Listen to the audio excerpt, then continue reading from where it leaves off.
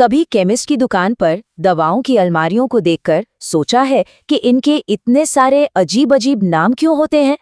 देखने में ये सब थोड़ा उलझा हुआ लग सकता है, लेकिन यकीन मानिए, इस उलझन के पीछे एक बहुत ही शानदार सिस्टम छिपा हुआ है।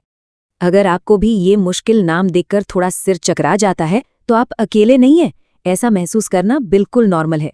पर घबराने की कोई बात नहीं है, क्योंकि आज हम इन नामों के पीछे छुपे लॉजिक को एकदम आसान भाषा में समझने वाले हैं। असल में इन मुश्किल दिखने वाले नामों के पीछे एक बहुत ही क्लियर पैटर्न है। इसे एक टूल किट की तरह समझ सकते हैं, जो हमें ये समझने में मदद करता है कि कौन सी दवा किस बीमारी के लिए है और वो कैसे काम करती है। तो चलिए आज इसी टूल किट को खोलकर देखते हैं। हमारी पहली चुनौती है फंगल इन्फेक्शन। सुनने में ये भले ही कोई छोटी मोटी बात लगे, लेकिन ये काफी परेशान कर सकते हैं। तो चलिए देखते हैं कि साइंस इन बिन बुलाए मेहमानों से कैसे निपटता है। देखिए, इन इन्फेक्शन से लड़ने के लिए हमारे पास हथियारों का एक पूरा जखीरा है।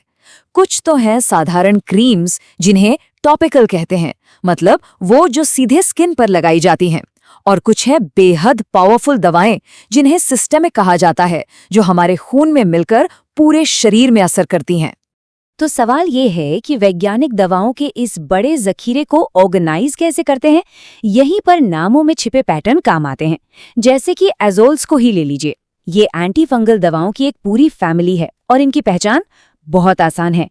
इनके नाम के आखिर में एजोल लगा होता है, जैसे फ्लूकोनाजोल और कीटोकोनाजोल। है ना एक आसान सा कोड। और मजे की बात यह है कि ये पैटर्न सिर्फ एजोल्स तक ही नहीं है। जैसा कि हम इस चार्ट में देख सकते हैं, एकिनोकैंडिन्स जैसी दवाओं के नाम फंगिन पर खत्म होते हैं। ये छोटे छोटे हिंट्स डॉक्टरों और फार्मासिस्टों के लिए एक सीक्रेट कोड की तरह हैं, जिससे उन्हें फौरन सही दवा पहचानने में मदद मिलती है। कितना स्मार्ट सिस्टम है, सही कहा ना? तो हमने बाहरी दुश्मनों से लड़ना तो देख लिया, पर अब बात करते हैं एक बिल्कुल अलग तरह की चुनौती की, जहां लड़ाई शरीर के बाहर नहीं बल्कि अंदर के संतुलन को बनाए रखने की है। जी हाँ, हमारा अगला विषय है डायबिटीज यानी मधुमेह। डायबिटीज के इलाज का लक्ष्य किसी बाहरी दुश्मन को खत्म करना नहीं, बल्कि शरीर के अंदर के सिस्टम को वापस बैलेंस में लाना है। इसे ऐसे समझ सकते हैं जैसे किसी बगीचे की देखभाल करना, जहां हम ये पक्का करते हैं कि हर पौधे को सही मात्रा में पानी और धूप मिले, न कम न ज्यादा। मेटफॉर्मिन का नाम सुना है?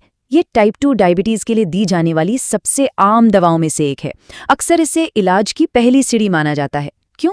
क्योंकि यह शरीर को अपने ही इंसुलिन का बेहतर इस्तेमाल करने में मदद करती है। डायबिटीज को मैनेज करने के दो मेन रास्ते हैं, गोलियां और इंजेक्शन। एक तरफ मेटफॉर्मिन जैसी गोलियां हैं